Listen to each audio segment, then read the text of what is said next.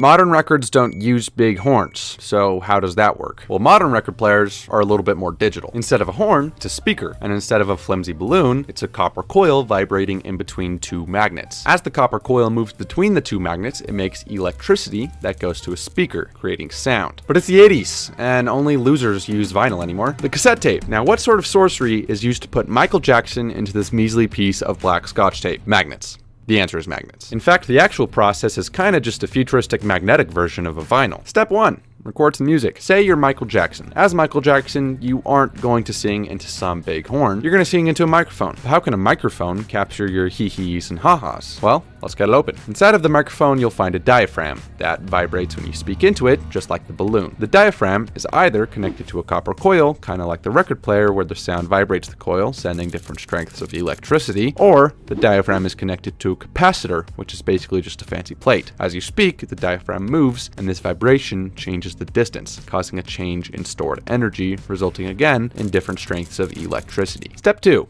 Magnets. So now we have electricity. How does that help? Well, it's easier to think of the electricity as the pencil in our original example, and that makes the magnetic tape the paper. The recording head is the point of contact. The different strengths of electricity make changes to the magnetic fields on the tape's surface. This creates a little pattern of magnetization that almost exactly replicates the original sound wave. But how do we read said magnetization? Well, just like before, it's the same process, but backwards. Put your tape into a boombox and there will be a playback head there too. As the tape passes over the playback head, the changes in the magnetic field on the tape make an electric signal. This is the same electric signal that was made when recording. The electricity is sent to a speaker, which has a diaphragm just like the microphone, creating a big old vibration. And thus, you hear the sweet harmony that is Michael Jackson. But nobody listens to Michael Jackson, because he is just so 10 years ago. Welcome to the 90s. Now, instead of a frisbee or scotch tape, we use a fat, glorified ring. To record sound onto this fat ring, we use a microphone that works the same way as before, except this time we take that electricity and convert it into ones and zeros that represent the original sound wave. And that's a lot of words, so how the freak do we do that? By looking at the voltage. For example, if the voltage is this high,